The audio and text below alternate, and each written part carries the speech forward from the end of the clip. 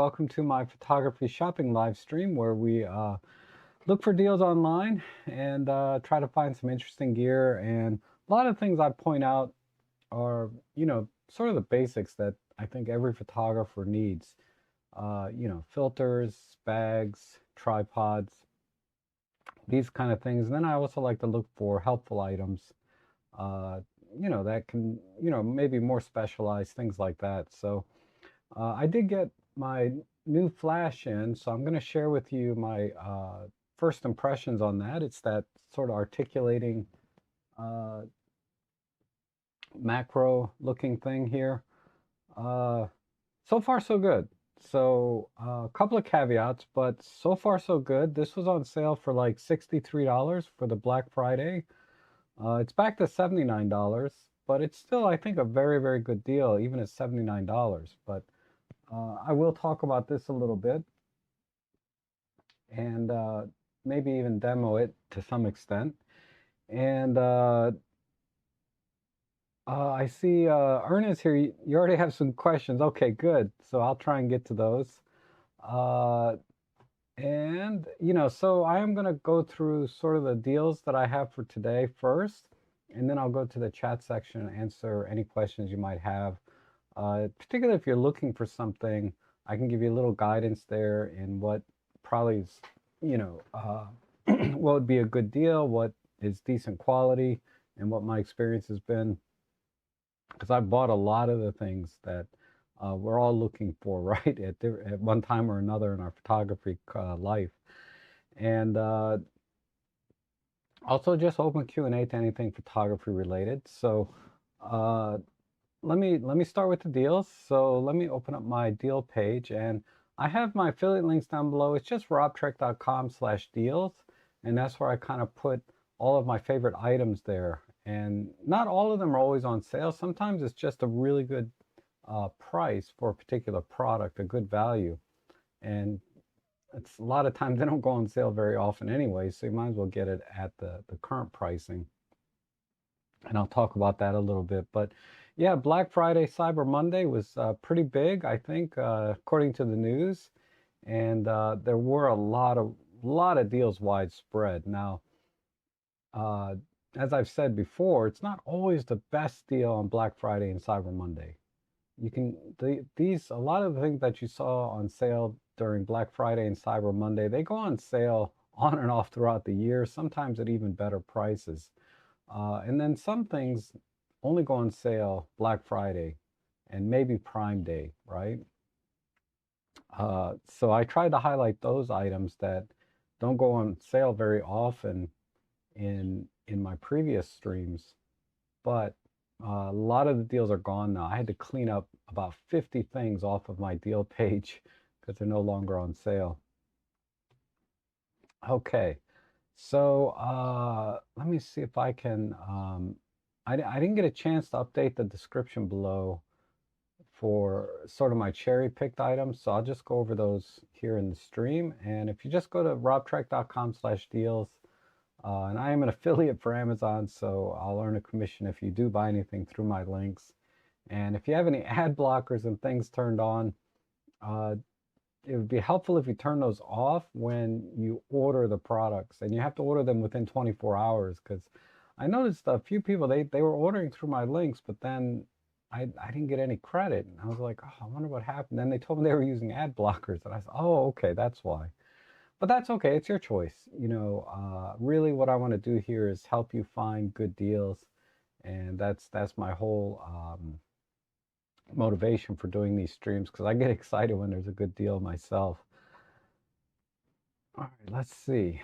All right, so we'll start here. Wintertime, you're going to need some hand warmers. I can't tell you how many times, I go out and all my photography buddies do not have hand warmers. So I have to give them mine or loan them mine, because I bought like 3 or 4 different pair. In fact, I got some in my pocket now because, I keep my house pretty cool. But I keep like 2 pair in my car, and I keep 2 pair here in the house. They're awesome. So what I like about these, there's things you have to be very careful. This is a pretty good deal. Sometimes they go on sale for, last year I was finding them between $10 and $15 on a regular basis for something of this quality. However, this year it's in the $20 to $30 range. In fact, a pair that I only paid $11 for last year, they're selling for like $32 now. Uh, I don't know if that's tariff related or whatever, or if we just have to wait for them to go on sale. But right now, these for $20 is a good price, though, in general. $10 in that price range for something of this level uh, is is an excellent deal. But this is a very good deal here for 20. And what I like about these is they do three things. They warm your hands.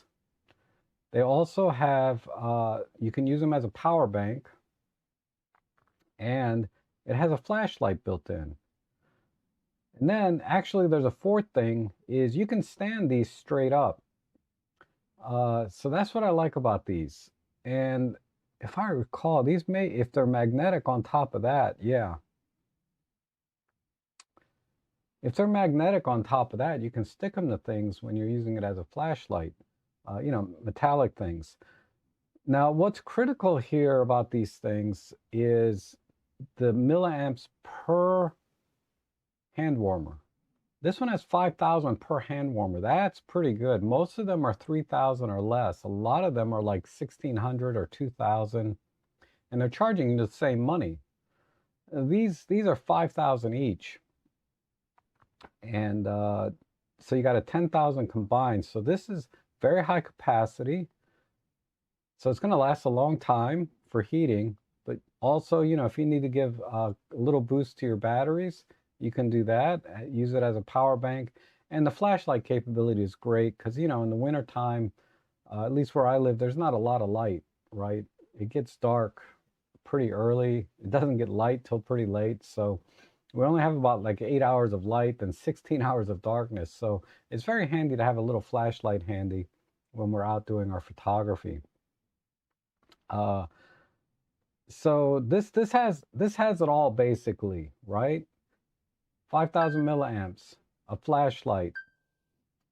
You have to be careful with the way they advertise these because they always advertise the combined milliamps. So you can see this says 10,000 milliamps, so you can assume it's 5,000 each. Once in a blue moon, I'll see an ad where it actually states the per milliamp or per hand warmer milliamps. But anyway, that's where we need to go with this. Or that's all I need to say about this. This is a good deal. Okay, these little compressed air blowers are really, really handy. There's a couple of things I look for in these, and this is a really good deal also for $30.99. Has a very, very high RPM, but I like that it's has, well, it's the brush down here. I can't get it to show. Let me see. Well, you see the brush right here? The nozzle has the brushes on it. That's a key difference, and it comes with some other brush accessories. But the main thing is that one of the nozzles should have brushes on it, because that's really useful in getting into the little nooks and crannies and things for the when you're cleaning your camera gear and other things like your keyboard, the fans in your little laptop, because you need to clean the fans in your laptop quite often. So make sure when you look at these kind of devices, you want to make sure you got the nozzles. Now, you can get the ones that have vacuum and blow capability at the same time. And I have one here. But the challenge, okay, so the challenge with these are great for using in your office.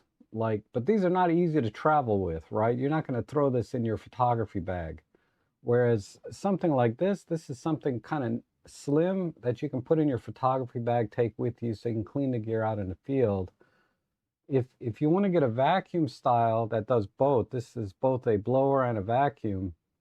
This is more useful like in your office, right? So uh, you might be thinking, why not just get an all-in-one? It's about the same price, right? But you have to think about how you're going to use it. If you're going to use it in your office only, that's great. If you're going to take this out in the field, you want to look at the one that I just showed you. That's a pretty powerful one. Uh, has great reviews. It's $34, and it has the brush on the end. That's very, very important. And when you're looking at vacuum, dual, two-in-one type blowers, make sure the brushes are on the end there also. Okay.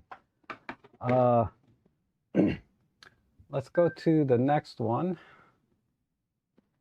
And I'm so popular today on the phone. My phone normally doesn't go off except for my mom who just called.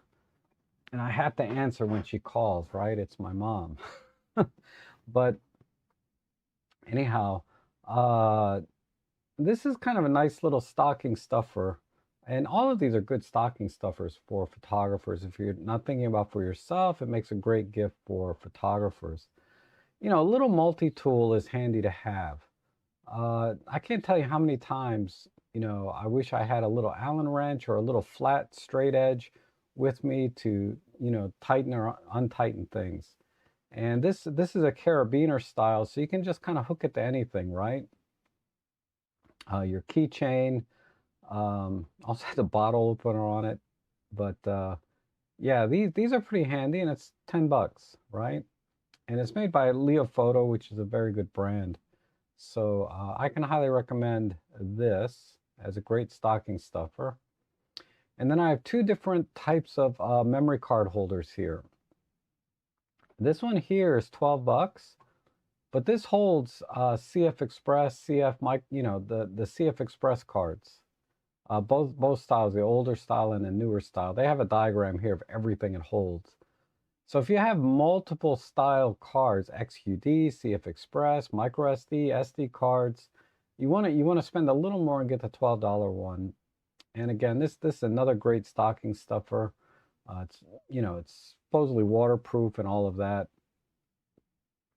But yeah, this is pretty handy, but it's not going to be very compact, right? Or as compact as the next one that I put on my list. If you only shoot micro SD and SD cards, then this is a good deal for $9.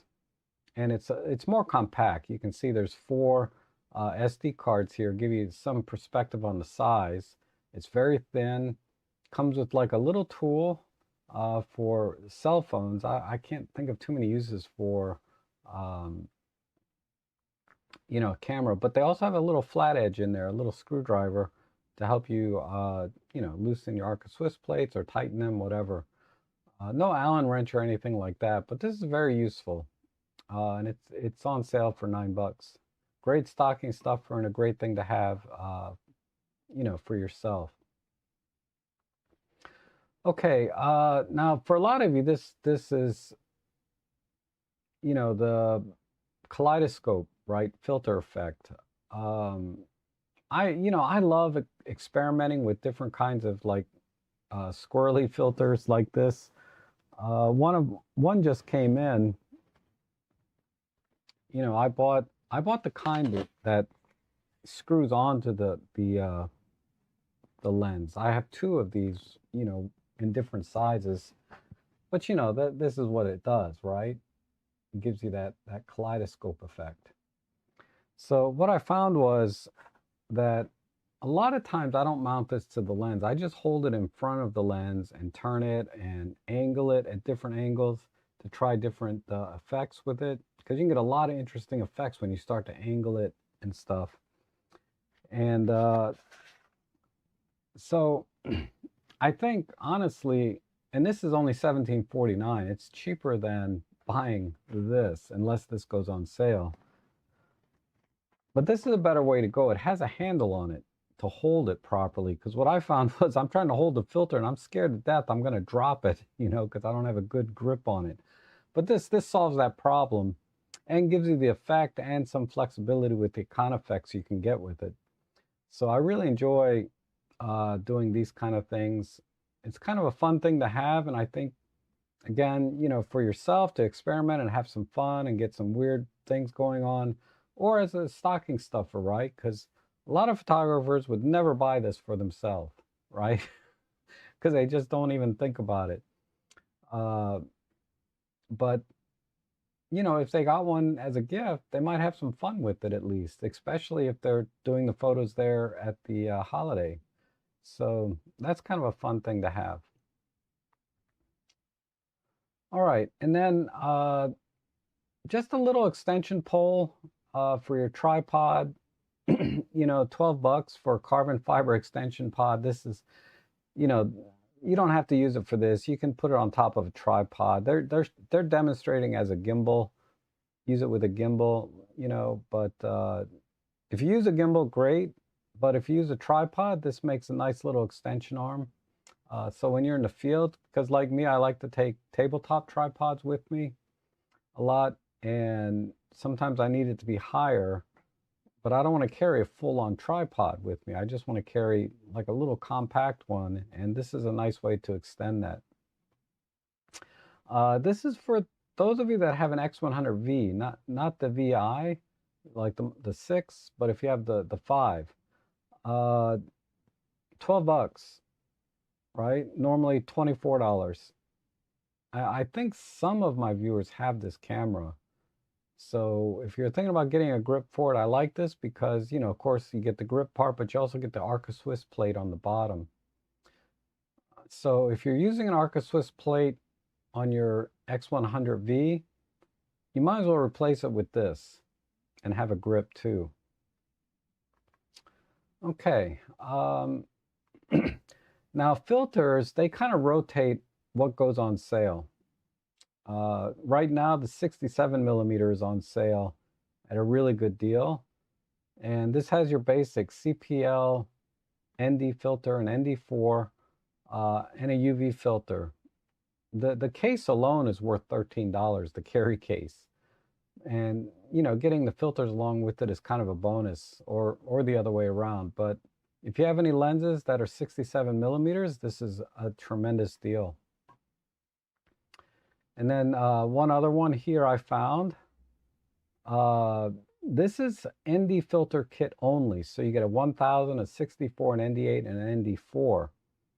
And you get the case with it for 25 bucks. This is a really good deal. So you're paying $5 per item here, right? $5 for each filter and $5 for the case. So that's a smoking deal there. And of course, ND filters are very useful for long exposure photography, flash photography, and video, right? And you don't have to worry about color cast with solid ND filters, and generally you don't have to worry about polarizing effects because variable ND filters have a polarizing effect. If you don't want that polarizing effect, then solid ND filters are the way to go. And that's in the 62. So that's a popular size for us, right? 12 to 40 Pro and a few other of the micro four thirds lenses use the 62 millimeter filter thread. And of course, it can be easily downsized to 58 millimeters, which is another common filter size, via step rings. Again, this is all about rotation of different filter sizes. 30 bucks for a true color variable ND 6 stops. So this is excellent for, I would say, landscape and flash photography, and also video, because a lot of times videographers like variable ND filters. But for landscapes, you get the polarizing effect, and for flash, you get the ND64, which is great, allows you to open up your lens wide open. Same goes for videography. And the fact that it's a true color filter means, you have minimal effect on the white balance. It's not zero, okay? There's always going to be some color shift with these kinds of filters, but it's minimized quite a bit to where you can easily correct for it in post if you want to. A lot of times I didn't need to correct for the white balance when I use a true color filter like this. 30 bucks, this is like half the price of, more than half the price of competing brands like K&F. But so I can highly recommend this. The only weird thing is the rotation this week is 52 millimeters. So they have the 62, but they don't have a 58. There's a 77, which is also very common. These two, 72, 77. They're not as good a deal right now. I would wait. This is the kind of item you can wait for a good deal. So if you needed a 52, which is more of like a Nikon F mount size, but if you needed a 52 millimeter, now is the time to get it. Okay. Another kind of oddball thing, speaking of Nikon, this is a great little charger. It comes with two batteries that have also USB-C inputs to charge as well. You know, if you have one of the older Nikons, D50s, you know, D100s, D90s, and you know, you want to get some fresh batteries for them, this is the way to go. And you know, these older cameras, you don't have to worry about the chipping, and by chip I mean, you know, the coating and stuff where it's going to give you like weird messages or not work at all in your camera. You know, the older cameras, they didn't really do all that. So I love this charger. I have a couple, excuse me, I have one, and you know, it works great. And it charges the batteries very, very fast. This is a fast charger. Gives you like 18 watts or something. Okay, a couple other interesting items down here, and then we'll be done. So this is a relatively new flash that supposedly they're going to send me to review. But very compact, but what's unique about it is you can use this off camera via the transmitter. So it comes with a transmitter, and the flash, of course, is a receiver, and you can control multiple flashes. It's a little awkward, the interface, I think. From what I could see in the diagram here, you know, you control all the flashes through the IT32 flash head itself, but if you're going to use it off camera, you have to program everything in the IT32, then you can take it off the camera and use it. So the workflow is a little bit different, but you know, it's a little compromised, I guess I should say. But you get the advantage of the versatility of just being able to take the flash off the trigger and use it off camera instantly. So you gain the compact size, you get the versatility and the off-camera ability, and it's $98.90. So it's not going to go on sale for a while because it just came out. And even if it does, Godox doesn't discount much. They usually do 10%, right, on average. So if you're interested in something like this, and the light output is decent, guide number of 18. So it's certainly going to be brighter than, say, an FLM3 or these little compact flashes, but it's not going to be as bright as, say, a Godox V480. It's probably going to be about a stop lower in terms of light, but still bright enough for most things. Very close to the TT350. I think the TT350 is still brighter than this. I'll test that when I get it. But it's going to give you some versatility there, that more so than any compact, you know, on-camera flashes.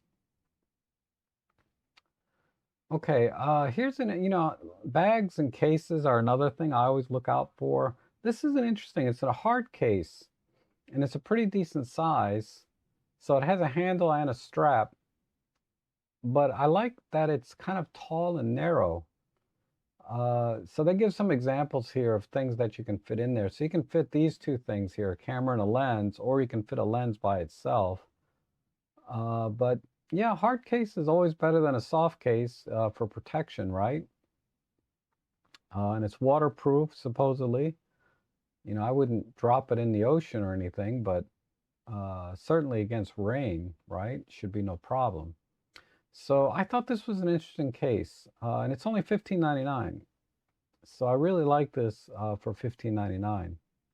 It's a good size, and it looks like it's going to protect your gear very, very well. And then, of course, AA batteries. These have been great. I bought a different brand of this, but it's the same thing. It's just rebranded 10 different ways, right? But yeah, these have been working great for me. It's great for powering your flashes, but what I use it most for are my radio triggers for my flashes, like my Godox X Pro triggers. That's where I use it the most, and I also use it in my remote controls for my TV and stuff, but primarily for my triggers and for my TT600, which takes AA batteries, and I also use it in my older Nikon D800, not D800, what is it? Anyway, I have a Nikon flash. I forget, SB800 flash. And it works great. Now, the recycle times aren't quite as fast as, say, alkalines or even NiCads, because somehow, with lithium ion, somehow they have the upvolt converter inside. It's kind of over my head, but it's kind of technical. So the recycle times aren't quite as fast with this, but you get a really long battery life, and they're very fast. They recharge pretty quickly, and they last a long time. That's the main advantage, is you get good battery life with these. Okay, and then I'm gonna this is just a little pocket radio trigger, not too dissimilar from the IT32 we just looked at, but this is the trigger only, and it's a single pin trigger. So if you have something like an old SB800, like I do, or an old flashes, then, and you don't want to use, a lot of times you don't want to use film camera era flashes on your digital camera. So this is a great way to sort of use them off camera in a wireless fashion. Now, what I found with these sort of budget, off-camera flash wireless triggers is you'll get a misfire like 1 in 10 or 1 in 20. You'll get a misfire. But for the most part, it's going to be very reliable, and the fact that it's USB-C, has a battery built in, it's going to last a long time on a single charge. The downside is once you've kind of hit the recycle limit on these, you have to throw them away. But I don't see that happening. They typically have a 500 recycle time. You can recharge them 500 times from zero, so these should last you basically for a lifetime. But yeah, this is great for manual flashes and using them off camera. And it's on sale now. And $26 for something like this, that's a good deal. Now, this is basically a flashlight, right? It's only 10 watts, and it comes with some gobos and things like that. It's going to have to be pretty dark in the studio to use the gobos. What do they have? Yeah, like these things, right? Heart shapes, window shapes. And for product photography, this might work, where you can, be on a light stand or be on a tripod and use longer shutter speeds. For portrait work, it's a little bit iffy. Like, you'll notice they're using it here for portrait, but they're not using a gobo. They're just using the light directly as a spotlight. This might be possible in a studio, not outdoors, because like I said, it's only 10 watts. But and for product photography, you got the little gobos here. So this has some application. It's $35. Again, I'm very critical of lighting, especially these low power LEDs, but this has at least 10 watts, and you can focus it. So the light output is probably adequate for the intent and purpose of this. So this may be the perfect tool for you. Me personally, I'd like a little more power, but for a lot of people, this might be the perfect tool for whatever application you have thinking about putting this into. And then this thing I've talked about every other stream. This has been a lifesaver for me. I can't tell you how many times, I don't know what's going on with the cable. If it's a data cable, a power cable, what's the power rating, what's the data rating, of the cable, because they all look alike after a while. And I got literally hundreds of cables now, over time. You just get bunches of them. And this will tell you exactly what's going on. Has all of the features, shows you some pinouts. I mean, this is great, and it's very compact. So I can highly, highly recommend this if you got cables laying around and you don't know why things are not working right. Uh, this will help you solve that problem and sort out your cables. The Godox V480 is on sale. This is a great, great flash. I recommend this now over even the Godox V1, which is technically a more powerful, more versatile flash. But this thing is amazing. It's because our cameras are smaller now, and you don't want this ginormous flash on your camera, right? At least I don't. So I really like that this is more compact. It's not as small as a TT350, but it's not as big as a V1 either. And I've done a review on this twice. I did one, I think, for Sony or Canon, and I did one specifically for OM Systems, and I focused on the focus bracketing capability. And this thing excels, okay? This thing is great for focus bracketing, in-camera focus stacking, great battery life, plenty of light output for even working in a studio indoors, certainly, but even outdoors in daylight. I wouldn't work in direct sun on the beach, okay, but it would work as fill light in that case. But in any case, this is a great, great, very versatile flash. This does it all. So $149 for what this is capable of. And you can also use it as a radio trigger, which actually I did just the other day. I used this as a trigger to control other flashes because I loaned the trigger that I had to another photographer. And I said, oh, use my trigger and I'll just use this flash. So I take this flash with me on every photo job, and almost to any kind of photo walk or anytime I go out in the field, I really like to have this with me because it is very compact. And then I'm going to talk about the Luxmaster. This is a great gift if you want to spend a little more. And if your friend uses flash photography, they'll really love this thing. This is the kind of thing a lot of photographers would not buy for themselves because it's not very practical. But as a gift, this is an amazing gift, and they'll love it. And I love using this at events. When I have this on my camera, especially when I have it on my OM3 at events, the people their eyes light up when they see that combination. And when they see this flash, they're like, oh, wow, take my picture. It's so vintage, and people just smile, more naturally because it's such an interesting device. So I would definitely recommend this, especially if you do any events or take pictures of people, even at your own, holiday parties and things like that. This is a great, great flash. It's on sale for $199. It never goes for less than this. It goes on sale a couple of times a year for $199, but never for less. Not that I've seen. And then this is kind of neat. This is a little hot shoe riser and PC sync port. This is something you might need, if you're using an older flash that doesn't have a radio trigger.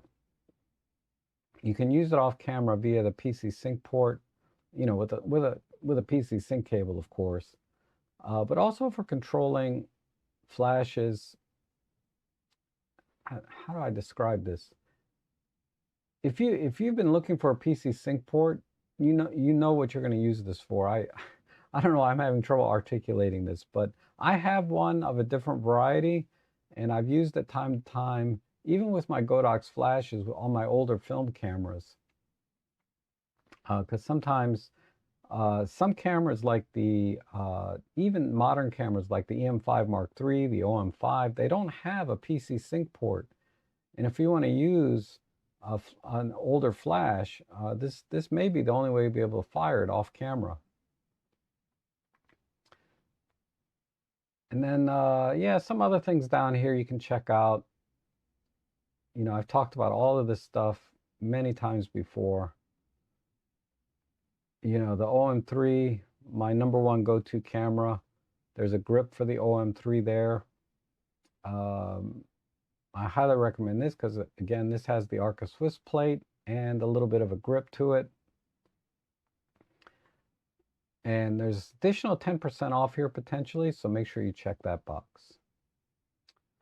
All right, so that's the gist of what I wanted to cover.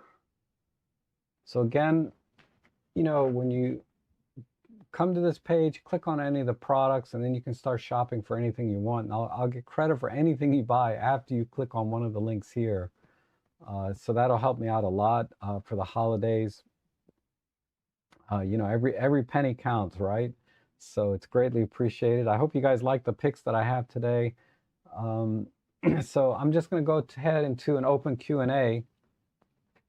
And let me go back up to the top here. Because I think Erna had a question. Let me take a little coffee. I see Robert's here. Good to see you. So is this working? Why do smaller apertures cause starburst effect from a light source? Oh, well, it's basically because of diffraction, right? Typically, we think of diffraction as causing soft images, but diffraction, by definition, is basically just light bending, okay? And then when you close the aperture down, the light has to bend through or go through the aperture blades. And the aperture blades, they cross over kind of like this, right?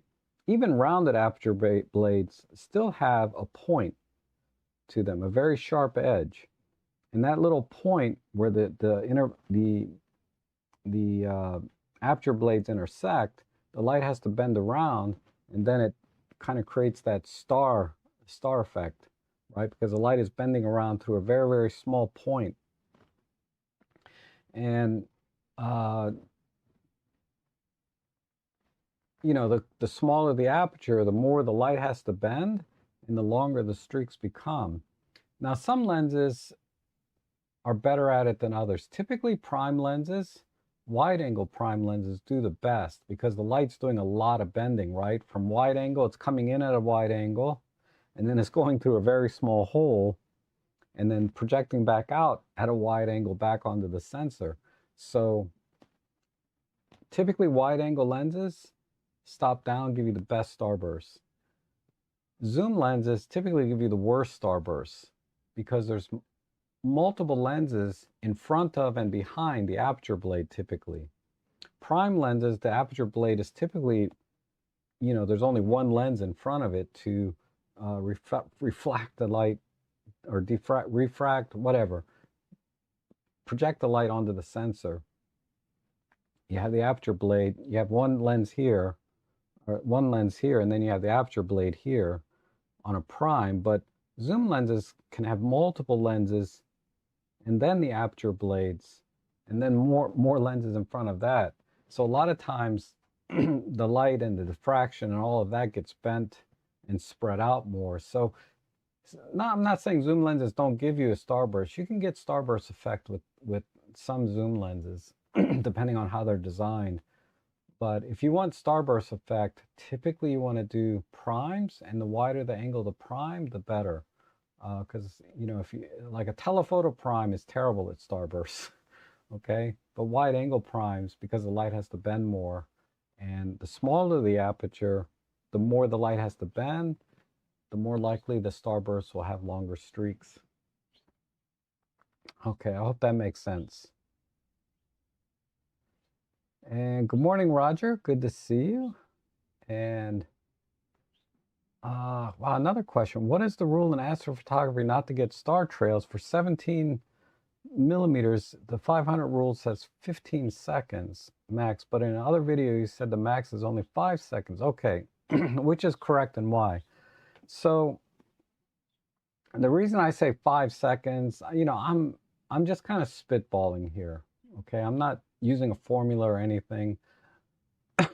But I can tell you, you have to remember 17 millimeters on micro four thirds, and I don't know how you're calculating the 500 rule exactly.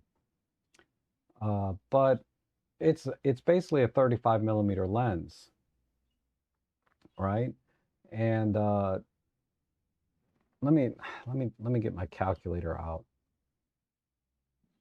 See if I can remember how to do that, because I just get a feel for it, and I don't have to do the math in my head anymore.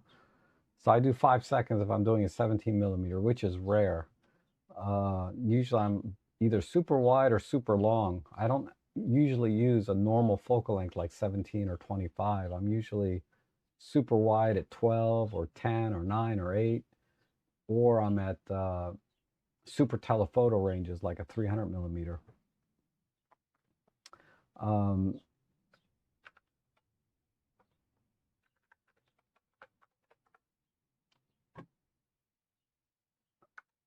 give me a second here, sorry.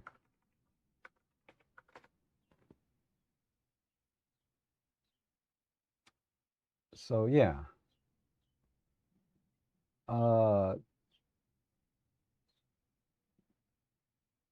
Where's my,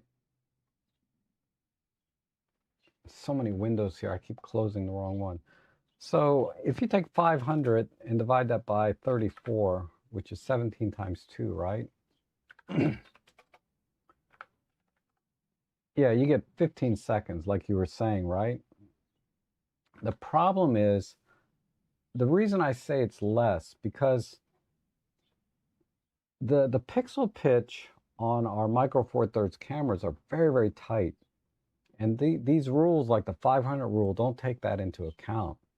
And when you pixel peep a 15-second exposure at 17 millimeters, you're going to see eggshells in your stars. Okay, they're going to be eggshells. You're going to get smearing, basically. The star is going to move along several pixels because the pixel pitch is so tight. So there are formulas out there, calculators online, that take into account pixel pitch. And when you look at those formulas, you're going to get a very different number than the 500 rule. So to prove that, or to prove me wrong, let's find one real quick. What do they call these things? Astro Star Trail calculator. I'm just gonna, okay, astrophotography shutter time calculator. Let me see if this takes it into account. So yeah, here's a calculator. Let me put the link in the chat.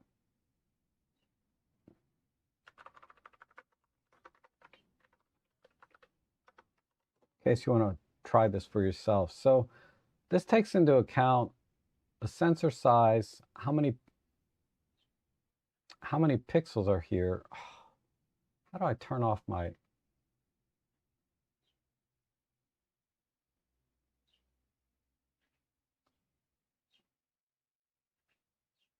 I don't know how to turn that off. This is annoying. 20 megapixels,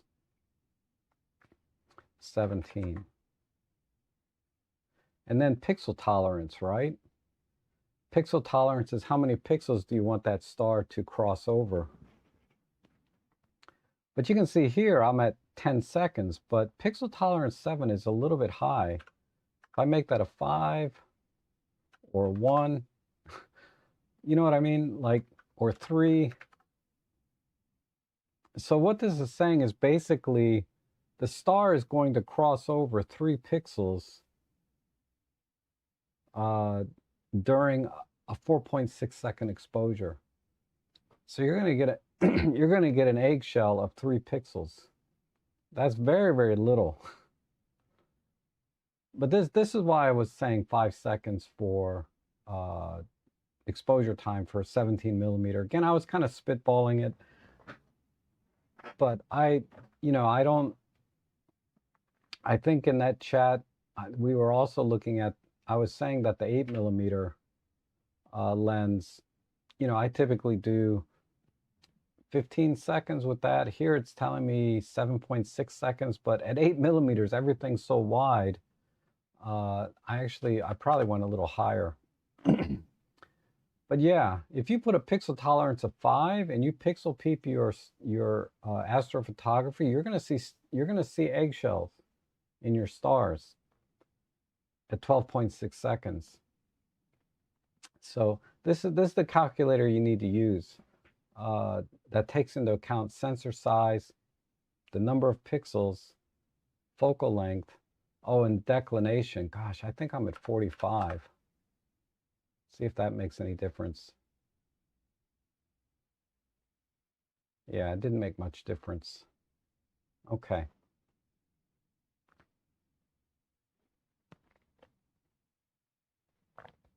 But okay, hope that makes sense. All right, and then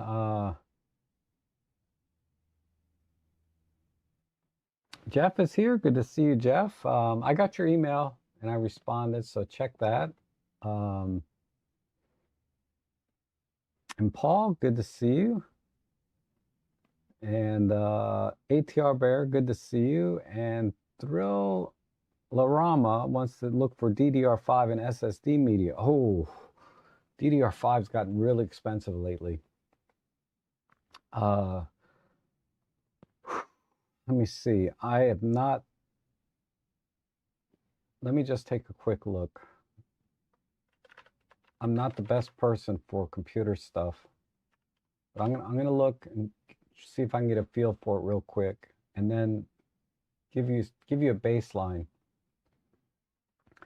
I'm gonna assume you want to upgrade, say, a pair of 16 gig. Hold on.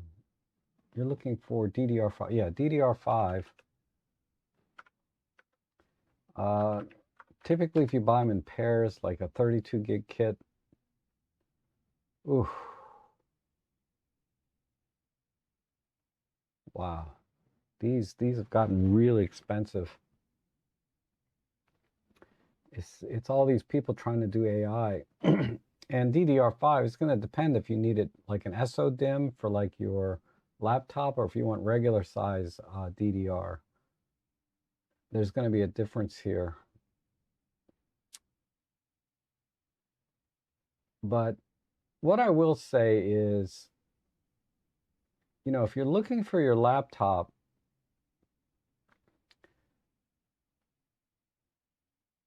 wow, always buy in pairs. I mean, whether it's a laptop or desktop, you generally want to buy in pairs of matching. Let me see, this is 6,000.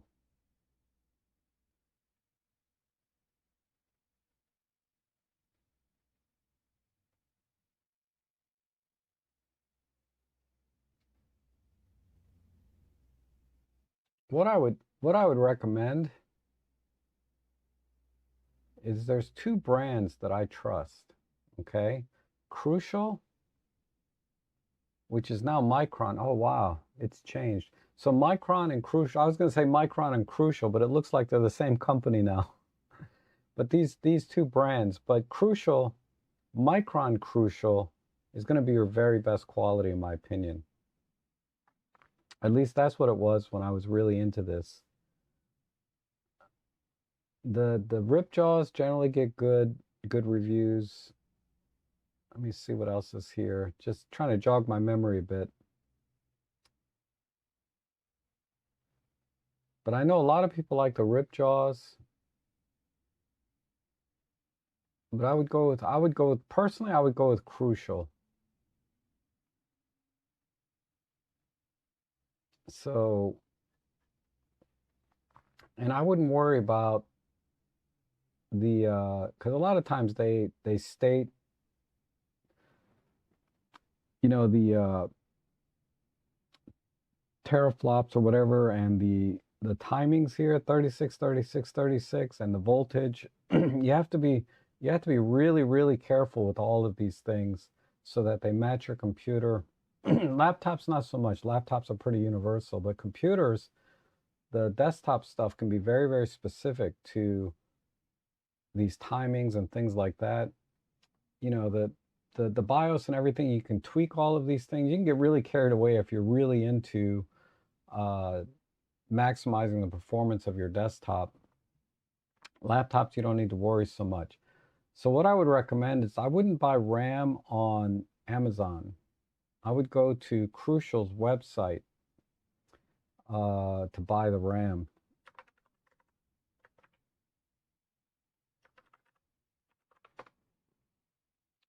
Because what they have is they have this upgrade center where you can, yeah, they have all the tools here. Upgrade selector. I would go to Crucial's website, put your laptop or desktop into this system or motherboard.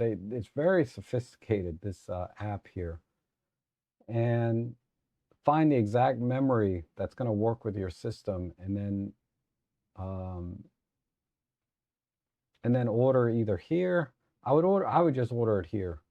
Even if you pay a little more, you get a little bit of security knowing you got the exact memory card for your computer matched exactly what you need.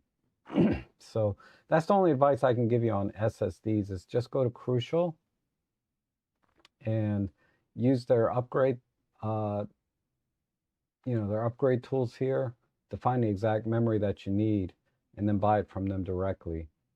Um, any other, there may be some other sites. Marco would be a better person to ask about this, but this is pretty solid and reliable. Like I would have no problem. I have no problem recommending doing it this way. And I have a very high level of confidence you'll get the right memory for your computer, that it's going to work. Anything else, I just don't know of anywhere else that you can do all of this in one place and get quality RAM at the same time, because Crucial is very, very high quality. I run Crucial memory in my computer. Okay. Whoops, wrong screen. Also for SSDs, the SSD sale was of the there right now. B&H has a good deal. Uh,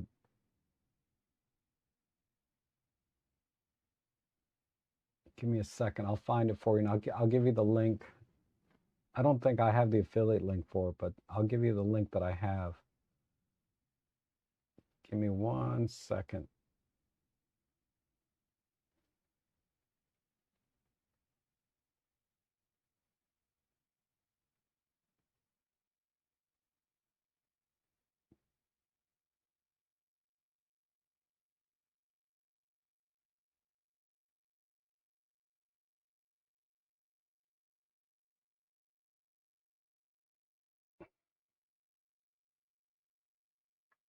Oh, where is it?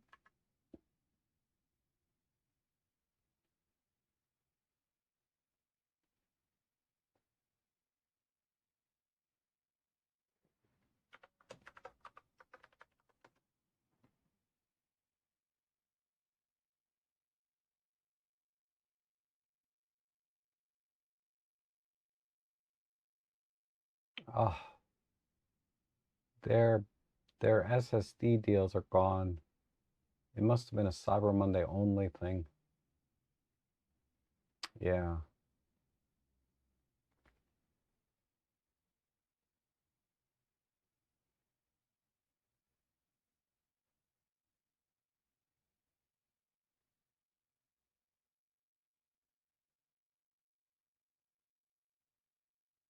Hmm.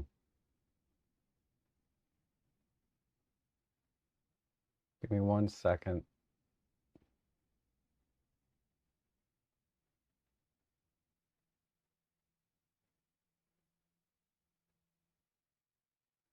And again, I'm not sure if you're looking for internal or external SSDs, but I'm going to give you a link.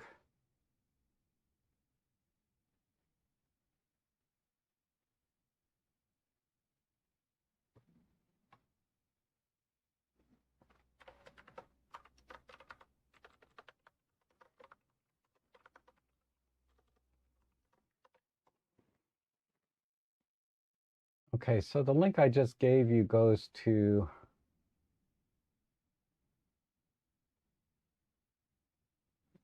it'll take you to this page here. And this is where they have all the SSDs. So again, you know, the top brands, Samsung and Crucial when it comes to SSDs. But I have bought Western Digital Black, and I've also bought an Acer Predator SSD. But again, I don't know if you're looking for internal or external, but you can usually find anything you want here on B&H. And it's going to be, you know, legitimate. It's not going to be like a knockoff or a fake, right? You're going to get the real thing. Kingston in the past has been very good.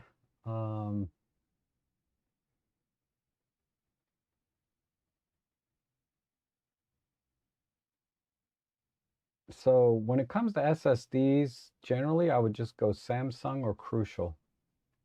Those are the only two. I haven't I haven't had any experience with SanDisk. I've heard mixed reviews about SanDisk. So like I said, Crucial and Samsung for both your internal and external. But Samsung is sort of the cream of the crop, right? But I'm not seeing, typically the 4 terabyte is the most affordable, but it's going for about $100 a terabyte, it looks like. Here's an 8 terabyte. The 990 Pro is a good one.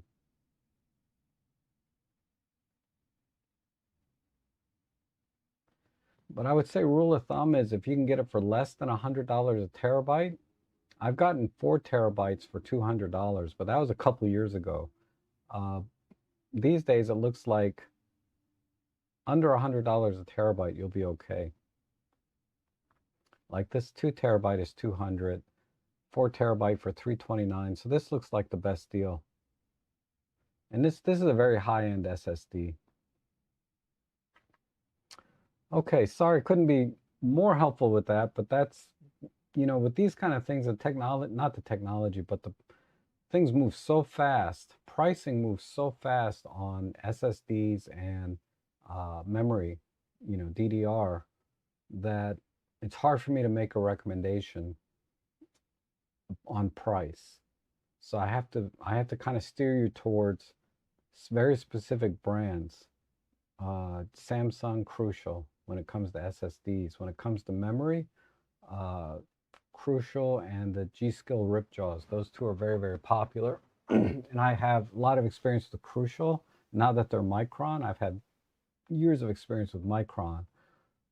Those are the two brands I would go there. Ooh, wow, you got snowed in already? That's amazing. We might get some snow this week. I'm not sure. And the Gray Vanzini is here. Hey, you're a Days Pro 2. That's cool. That's cool. That's a cool little camera. And good morning, Rob, and people in live chat. Oh, Turulama, sorry. Hopefully I helped you a little bit at least. Like I said, it's hard to, pricing on those two things are so fluid. It's hard for me to steer you on pricing, but I can steer you on the brand. And Kevin, good to see you. And I had a great Thanksgiving, Kevin. I'm so sorry. I got your email. You wished me a happy Thanksgiving, and I didn't reply. I'm sorry about that, but I did have one, and thank you for the Thanksgiving wishes. And John, good to see you. And Alan, good to see you. And let's see. Oh, Paul, you got a 90 macro. Extra 10% off. As well as 200-pound cash. Wow. Yeah, you know, you guys over there in Europe, UK or whatever, you get better deals than we do here in the US. It's unfair. I was planning on using the Luxmaster this coming weekend for a Christmas parade, but rain is, oh yeah, the Luxmaster is not weather sealed, right? So, and Intrigue is here. Good to see you, Eric. And that's, let's see. Do I watch Tagorn on a stream. No, I don't know what that is. Sorry, Mike. And let's see. Moxie, Heather is here. Crucial had good SSD deals for Cyber Monday on Amazon. Not sure if those are still there. Yeah, that's a tough call. I doubt it. I know that I know so many deals are gone now. Not that they won't go on sale again. Probably the new year. Probably.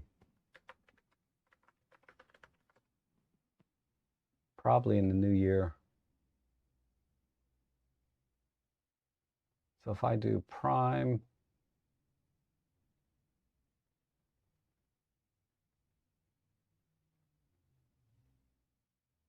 yeah, I'm not really seeing any super deals. A 4 terabyte for 337, 339. It was probably cheaper yesterday. Like if I click on this, and they have a little price history thing here now. It shows 30-day price history.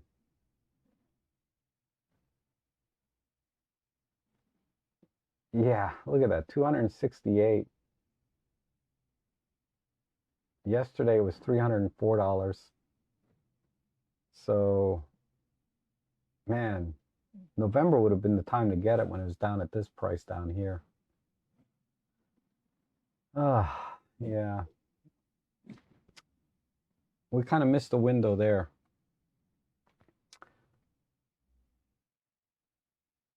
And Thrillerama says, the prices are exploding the past 4 weeks. There's a memory crisis. Yeah, just wait it out. If you don't need it right away, just wait. Usually they come back down because I've been through those cycles in the past. And I'm not saying wait a couple of weeks. You might have to wait months. Okay? I'm just saying you might have to wait months, if not a year, before prices kind of settle in again. What color is the SAT? I'm sorry, Michael. I'm just not following your conversation here. And I just bought a 4 terabyte Crucial. Wow, for $229. Yeah, you got on the right. You bought it at the right time, right? Okay, and thank you, Rob, for your opinion on the SS. Oh, you're welcome. I'm glad I could help. Like I said, I can't help with the pricing on those. It's a little bit too fluid. And Duncap says, good morning. Can you please repeat the brands of SSD you're most fond of? Oh, Samsung and Crucial. Those are the two that I would buy. If I bought an SSD, it would be one of those two. Samsung has sort of the reputation, and Crucial. They're more known for their memory cards, like DDRs and things. But the fact that they make SSDs, I have a very high level of confidence in their SSDs because they're basically the same thing as DDR, right? Okay, so it looks like I hit all the questions there. And let's see. Intrigue says, I'm looking for a quality medium camera bag to replace my Ritz bag. What do you think about Peak Design? A bit pricey for what they are. But by medium, I guess, let's see. Let me take a quick look. I mean, if you can get a Peak Design on sale, it's not a big deal. But I would recommend, there's two other brands that make, I think, equally good as Peak Design. So maybe a 6-liter sling or a 10-liter, right? The 6-liter's out, $200. And the 10-liter, $169. I would steer you towards VSGO makes a really good sling. This is a 6 liter for $99. This only goes on sale like once or twice a year for like $79 or $89. But this is a very high quality bag. You may have seen me in the field with this because we go out. I think you're the same person, Eric, right? Uh, this is every bit as good as the Peak design, in my opinion. Has a lot of features. I did a full review on this bag, and this bag is perfect. I mean, this bag is really perfect. So I can recommend this. Now, you have larger cameras though. Like I know you like your S1R Mark II, so you may need a little bigger one than a 6 liter. 6 liter is probably not going to cut it for like your S1R Mark II with a couple lenses. It'll fit, but it's going to be tight.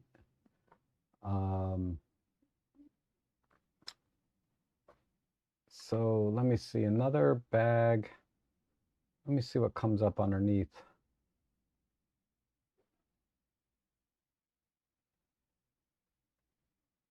This is probably a better way to go. It's not really your style though, probably. But this VSGO Snipe, this is a good bag.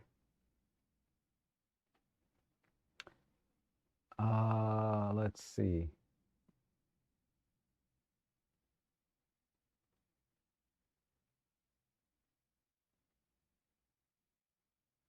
I think that might be it. I think this is the other bag I was thinking of. It's just a little bit.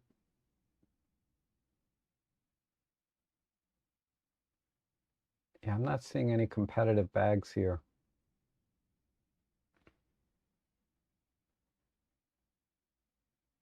So let's look at this one here. This one here is 7 to 9 liter. I think this is going to be more ideal for you if you have an S1R Mark II, and I know you have a Hassie and a bunch of other larger bodied cameras. For your Micro Four Thirds stuff, the 6 liter bag from VSGO is probably a better choice. But I think this is going to be more versatile and carry a lot of different cameras that you have because it's expandable.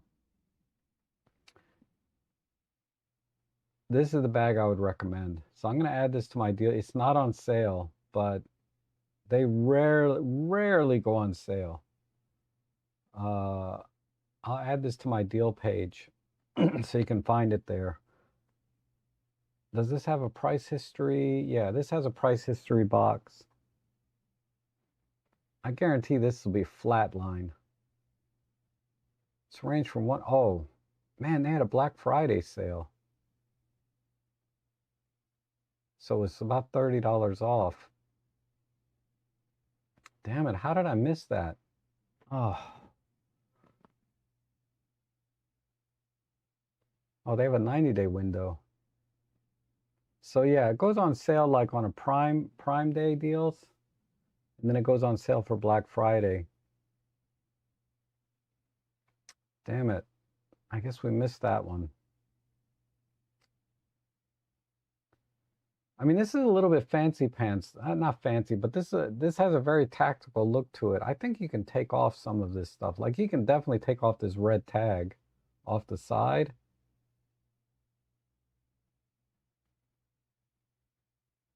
Let me see the other.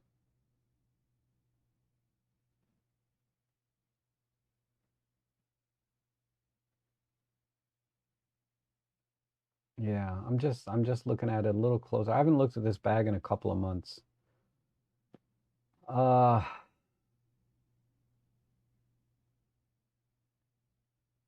if you don't mind the styling of this bag, because it is a little bit, you know, uh, it's a little bit fashion forward or tactical. I don't know how to describe it.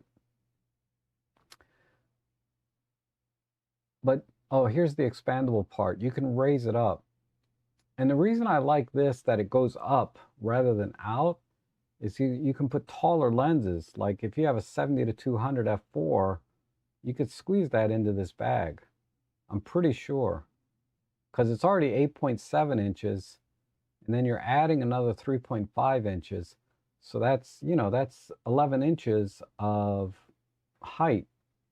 And that's most telephoto zooms, and that's a lot of telephoto primes, up to about 300 millimeters.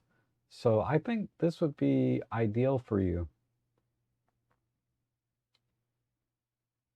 But yeah, I would definitely take this little patch off. I would take this big red tag off, because it's got a red patch here and a red tag here. You don't need those things.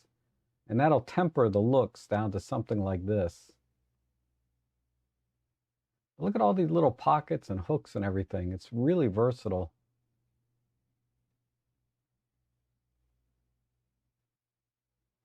That would be my best recommendation. And for your Micro Four Thirds stuff, this makes more sense, this 6-liter bag. Okay. Oh,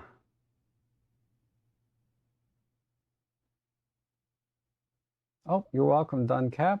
And thank you so much. The Great Vanzini, thank you. I really appreciate that. And Paul says, I knew the 90 miller was a good deal. It was cheaper than the gray. Yeah, if you can get it for less than an import gray market, which is basically a used price, then yeah, you're killing it. Because a lot of times I'd rather buy gray market than used because they're about the same price. But if you're buying brand new with warranty at gray market prices, you got a killer deal.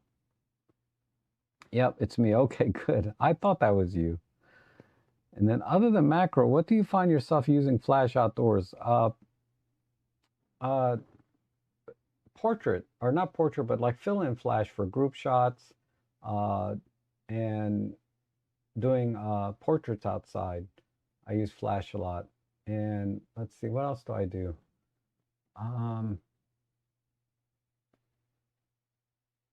Yeah, usually just I use it for fill light outdoors. And if I bring a whole setup like light stands and umbrellas and everything for portraits, I would use flashes outdoor for portrait.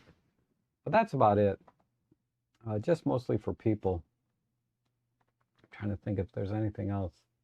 Nothing else comes on. I probably have, but nothing else comes to mind other than fill in light and then going on full-on portrait setup with light stands and things.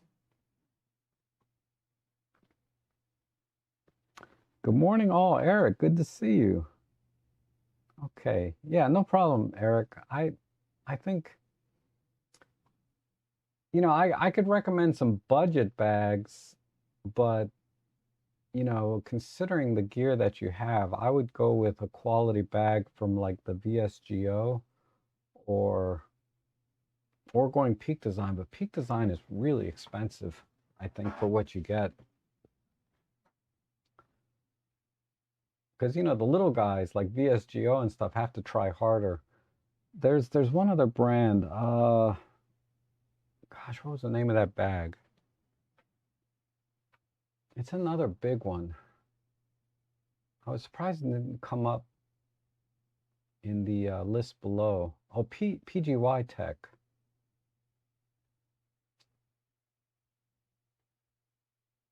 So PGY Tech makes very competitive bags, but I don't see.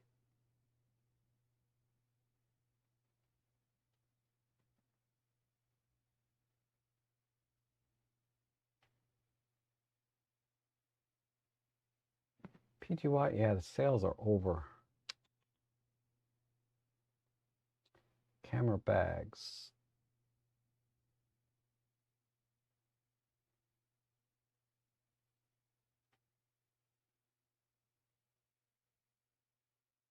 Oh, these are.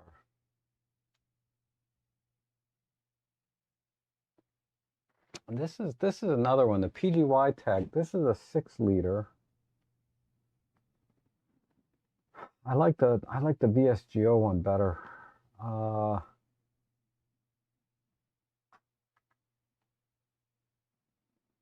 But they have 10-liter ones. Where's the 10-liter version?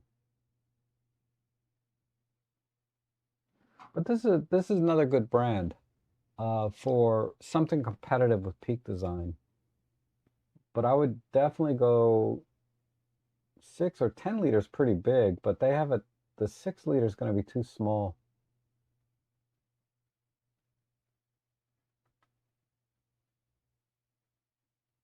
Let's see. Classic bags.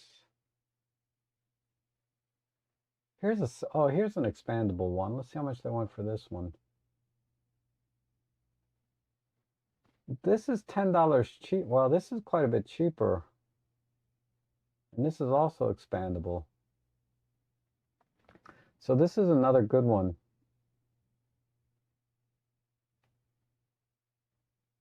You know, they got a full size, you know, full frame Sony inside there with a couple lenses.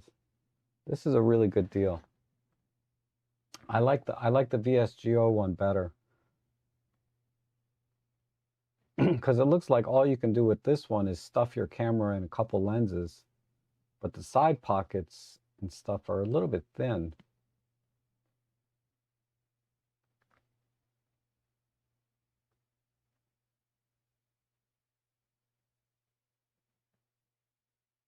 It's expandable, but in what direction?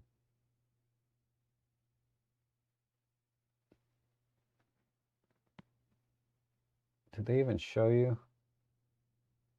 It looks like it's expandable. Oh, it's expandable in height also. Okay. This is another option. If you really hate the styling on the other one, this may be a better way to go. This is a little bit more conservative in styling. But you kind of lose some of the functionality that the VSGO one had, because this has all kinds of stuff, you know, going on. It's modular. Whereas this one is, you know, just all sealed, and you got very thin pockets on the front and back. So it's a little bit tighter fit for things other than your camera and lenses. So yeah, for $10 more, well, the VSGO is $40 more. For $40 more, I'd still probably go with this one. This one looks a lot more versatile. Okay, sorry. But PGY Tech is another one to consider. Oh, Wandered. Wanders is a nice brand. Thank you. Let's take a quick look at that. I know them more for their backpacks and fanny packs and stuff.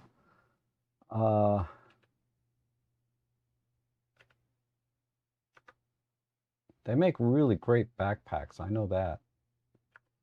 But their slings, let's see. This is a 9-liter sling. It's 20% off. But these are not expandable, right? So this is another option. I'll add this to my deal page.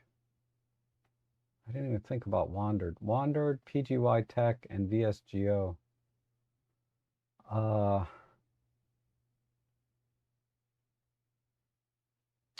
nice thing about Wandered is, again, they use very, very high quality materials. But the sizing of this, they don't really give good pictures of what you can stuff in here.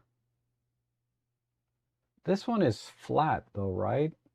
So trying to carry like a 70 to 200 f4 is going to be a little awkward in a bag like this, because you'd have to lay it down flat. Even in a 9-liter one, you wouldn't be able to stand it up.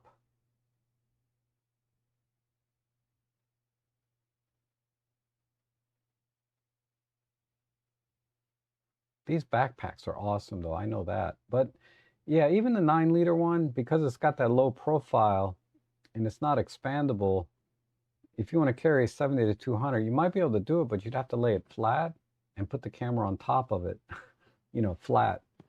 So it's a little bit awkward, this configuration. If you're not worried about carrying long lenses like a 70 to 200 or something, then this will be fine. This is another option. But like I said, I kind of like, I still like the VSGO the best out of the three we've looked at. Okay, and Peter, thank you so much. That's so generous of you. I really appreciate that. My goodness. I don't know what I did to deserve all that today, but that's awesome. Thank you. And the Great Van Venus says, I just have to have fill flash for people shots outdoors. It's a lifesaver. Yes, fill flash is nice because not only do you get like a little bit of fill, right? Obviously, but you get that nice catch light in the eyes too, right? When you do that. A good shoulder pad is a must-have too. Too often they are too thin. Yeah, especially if you're going to carry 9 liters of stuff around, right? But if you get a 9 liter bag, it's going to have a good padding. Um, unless you buy the cheap stuff like I do, right? But all right, I guess the last thing I'll do here is I want to demo this flash that I have and talk about this. Where's the see if I can switch cameras here or move the camera. Where's my thing?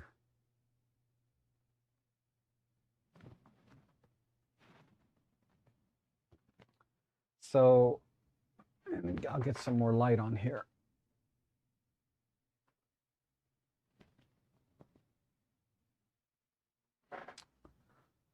All right, I'm going to turn the chat off just for a second. But thank you again, Peter. I really appreciate it. And if who is it? Oh, look at my hair. I didn't even look at my, God. I had my hat on this morning, so my hair is a mess. Anyway,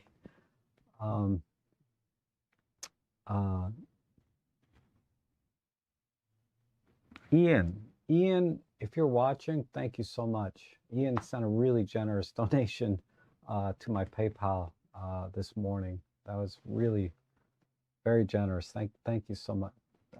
Thank you so much for that. Okay.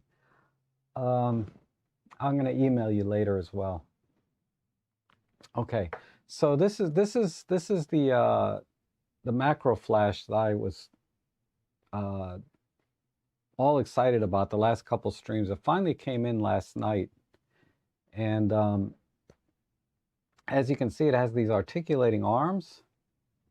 So what we have here is we have two flashes. We have a flash head here and a flash head here, and it comes with these like gel caps, so you can put different colors on them. This is an LED light that has 10 level adjustment, but this is great for helping your autofocusing system, or if you don't want to use your flash, if you're in really low light, you might be able to get away with just this. But this helps a lot with your autofocusing system, and then so you can see your subjects if you don't have live view, or I don't know what camera you have, but sometimes it's tricky to get into live view boost on other camera systems if they have it at all. And then let me show you. Let me give you a closer look at the business end of this. But you have a little LCD display here, color display. And you can set your power from 1/128th up to full power, 1/1, or turn it off. And it's a little awkward, but it works on full stops. So we're at half power, full power, and then that's off. And we can start at 1/128th. So it goes up in full stops. This is the one for the center LED, and this has 9 settings. Honestly, you only need 2 settings, maybe 3, low, medium, high, but they give you 9. So it's kind of a pain to toggle all the way up to turn it on or off. And then this is for the left one. And you can set them independently, how much power you want out of each one. So I like that. And then a simple physical on-off switch. I love that. And then your test fire button. Okay, and then on the other side, you have the USB-C port for charging the battery. I haven't tested the battery life yet. I assume it's going to be good enough for for the purposes of this flash, but I will test for that. I'm not sure if they tell you how many I don't know what they claim is the battery life, but anyway. And then a single pin hot shoe. So no TTL, no high-speed sync.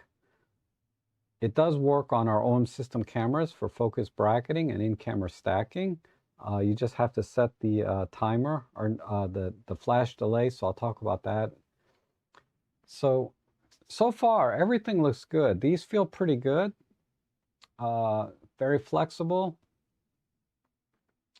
You know, I can kind of bend these around different ways in any direction that I want. But this is all plastic, okay? This gives me a little pause, this part here, because you have these relatively stiff arms here going into a plastic housing, and the hot shoe is plastic as well, right? So all I can say is be careful. Don't just go out in the field and you know, because there's so much torque, you know, by this extending out, I just, my confidence level of this surviving long term is not very high. I wish this was more of a metal casing. I get it. It would probably cost twice as much if they made this a metal casing. But I would pay for it personally if I knew the difference. I mean, it feels okay. I mean, it's as good as any other plastic flash head that I've had and plastic hot shoes that I've seen. But that's not that, the bar is not very high on plastic parts, okay? When you talk about quality. The durability bar, I don't care what the quality of the plastic is, you know, this is a little bit fragile. So time will tell. If I take this out in the field and break it on the first go, that's that's, you know, that's $65, or if you paid $79, that's just out the window. So I will give this flash a rating of, like, I would say 8 out of 10 for functionality, because I really like the controls are very simple, moving in full stops. The LED light should have been a little better, okay, in terms of function. All we need is low, medium, high. I don't need 9 steps for the LED light. It's kind of a pain to click through and turn that off. I love the full physical switch for on-off, but it does auto shut off if you leave it on. It'll auto shut off after a predetermined time. It's probably mentioned somewhere in the fine print here in the manual. You do get a manual. Let's see. I can show you the specs like this. So it's a guide number of 12. The LED is 2 watts. So it has 6500 color temperature, 3-second recycle time. I guess that's what the boot time and recycle time is probably the same thing. And then the standby time is actually listed there. So yeah, it'll auto shut off after 30 minutes. And that's all you get with it, is this, the flash, the manual, which I'm holding, and a little USB-C cable. But they didn't talk about the how long the flash will last in here. But I'm sure it's fine, you know. Now, when I used it, so for your settings, oh, my camera shut off. When you go into your focus bracketing settings, you want to make sure you have the charge time. Hopefully you can see that. The charge time set to 1 second.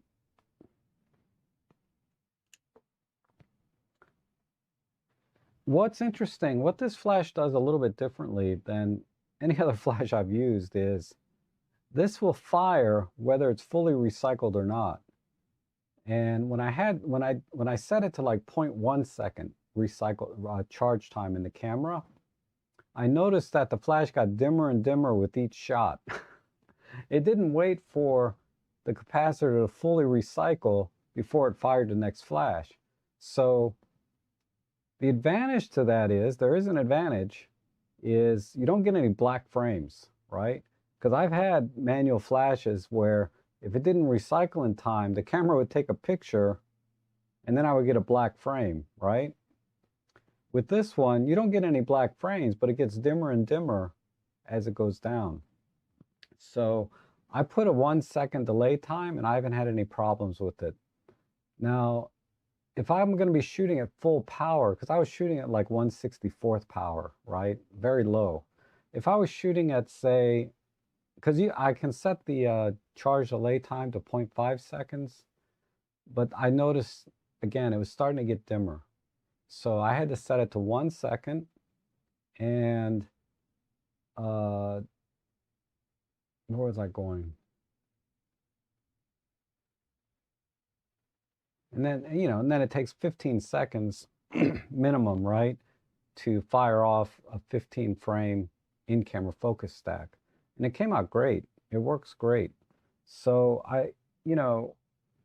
as with all these budget, type devices like this one, you have to work within the limits once you know what they are. So I'm just giving you this information. If you're thinking about buying this flash, those are the couple of the things, right? The plastic back here, because look at how this is mounted on the camera. I mean, and I'm doing this. If I'm going to be doing this a lot, I'm definitely going to probably do this two-handed, hold it here, right? I'm not going to just do this. I'm going to hold it here and move the arms, maybe even hold it right up in here, because I want to minimize the torque that I put on around all this plastic. So just do that and you should be fine. But yeah, my confidence level here is pretty low. And then also, with the recycle time, it's 3 seconds, right? The boot time is 3 seconds, so full power recycle would probably be 3 seconds. I haven't tested for that completely yet. But you'd have to set your recycle time in the camera to at least 3 seconds if you're going to be shooting at full power.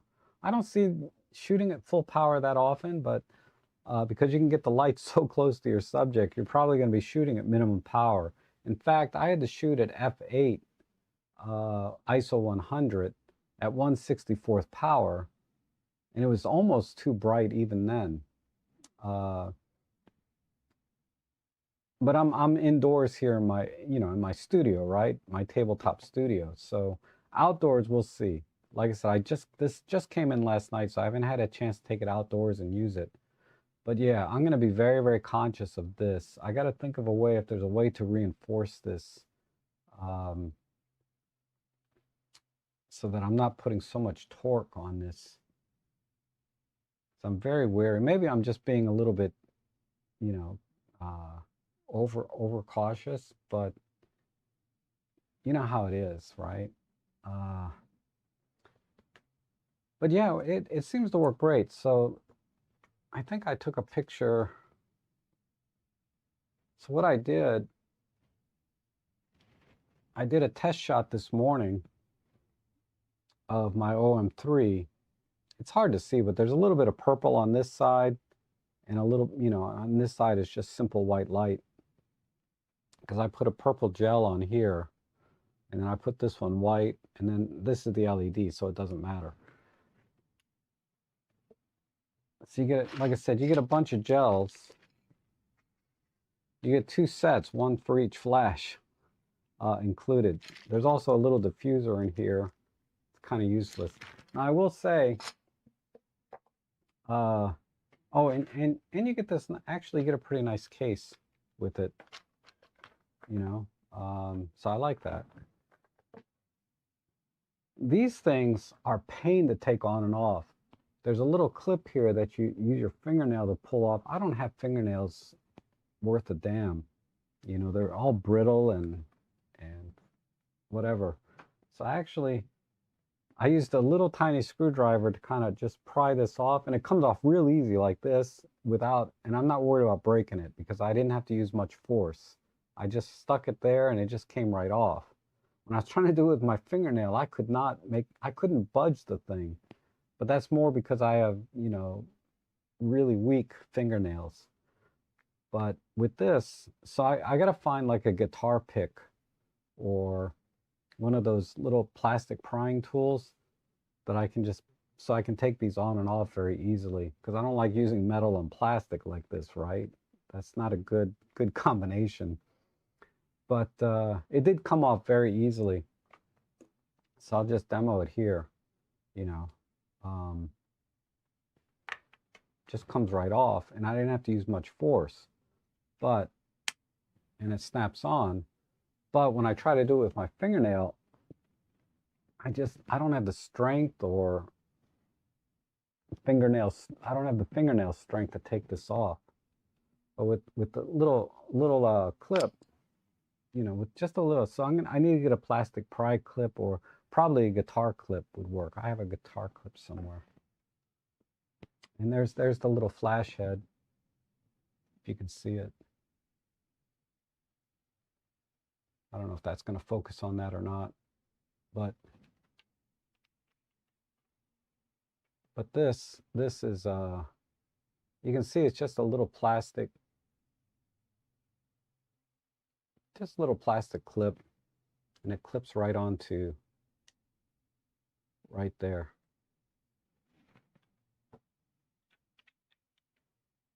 So that's that. So that's the little flash. I think it's still a good deal for $79. Let me switch back the cameras. And turn the channel. I think it's still a good deal, even at $79. You just have to be careful with it. It just feels, I just don't like all this plastic back here with these. It feels like metal inside the arms, because the arms feel really good, very flexible and very sturdy. But they're going into a plastic box that doesn't give me a lot of confidence. All right, let me see if anything new in the chat here. Gray Vancini says, I've been using the big caddy bag, have another one, $34. Oh, awesome. Yeah, so that went on sale for $34, $35. It's back up to 40 something now. So I took it off my deal page. But the caddy shoulder bag, it was a canvas one, right? It's a nice little bag for $35. Wow, they want $65 at Walmart, but oh, there's a coupon code for the gray one. So $3.90 off, so you can get this for about $35 still. This is a nice little bag. This is probably equivalent to about a 6-liter. Oh wait, this is big, 16 by 7 by, but it's not very deep. This is a pretty good deal, actually. I'm gonna add this to my deal page.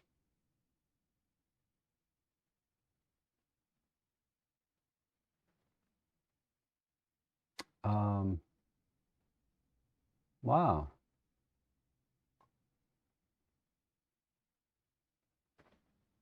Good deal. Whoops.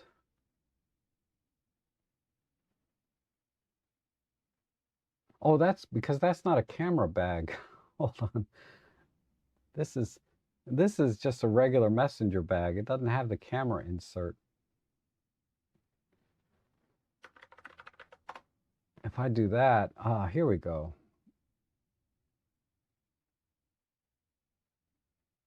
This one, yeah, it's back up to 43. This one is a lot smaller. This is 14 by 4.7. So it's about 2 inches narrower than the other messenger bag. And but this has the camera insert, right? But I would still say this is closer to a 6-liter size in terms of capacity. But what I like is it has a lot of pockets and stuff on the sides, in the back, so you can put a lot of little things everywhere without having to take up space for your camera and lenses. You can put all your other little things in there. And how was your shoot yesterday? Oh, it was good. It was good. I might be able to show you 1 or 2 shots.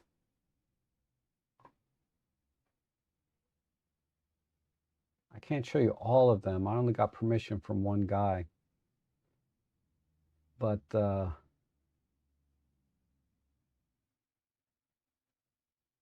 yeah, I'll show you this picture. This shot here. Whoops. Yeah. This shot's a little different because I wanted to give him a couple options where one is a little bit more dramatic, so you'll notice there's kind of a harsh shadow on his right side. Versus, say, this picture, I used the fill light, right? So there's still a shadow there, but it's not quite as harsh.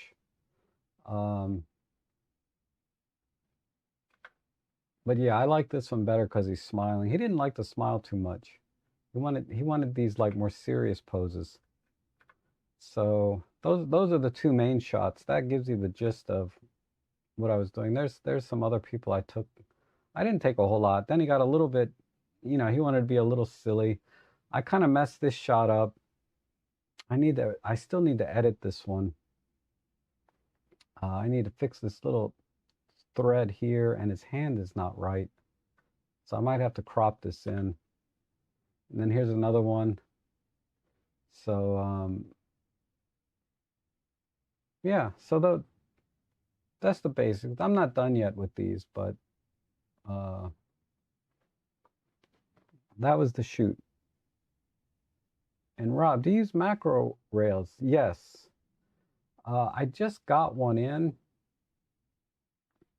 I just started, and I've only used it once. But I bought a Nissi rail when it went on sale. This one here.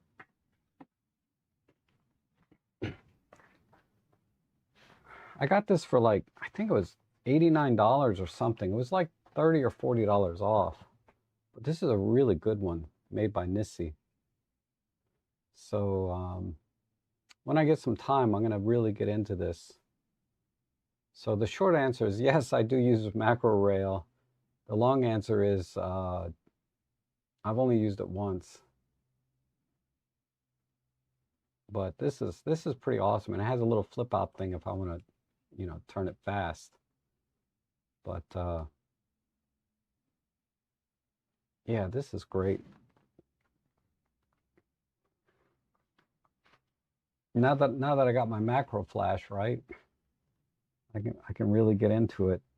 I got to find some interesting things to take pictures of that I want to get, that I would need a rail.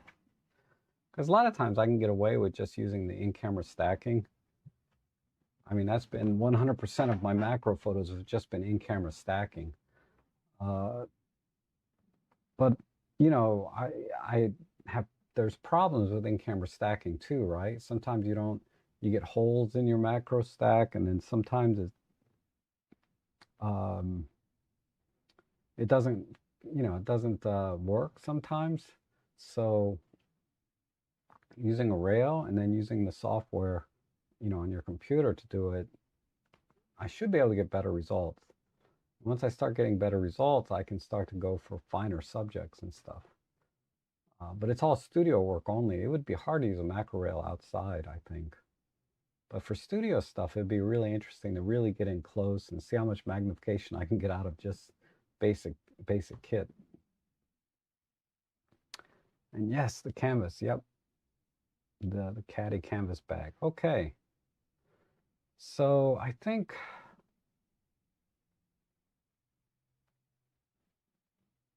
I don't know how long I've been online. But if there's any other questions, let me know. be happy to go over them. um, I'm not, I still have a few minutes. I'm good for about another 10 minutes with the coffee. I'm only good for about 4 or 5 hours a day tops of being productive. And then after that, I have to wind down for hours. All right. Well, I don't see any other questions pop up, so I will just call it here. Thanks everybody for joining me today. I hope you found some good deals online through my page there, and really great questions today from everyone. And Paul says, I wish the camera stack gave a RAW file rather than a JPEG. Yeah. So it's important you obviously you have to expose it properly. But yeah, it'd be nice to have a raw image so you can get really creative with it, because you're pretty much stuck with what it creates. And if it's exposed properly, you'll be okay. But you know, if we like to edit our photos, right?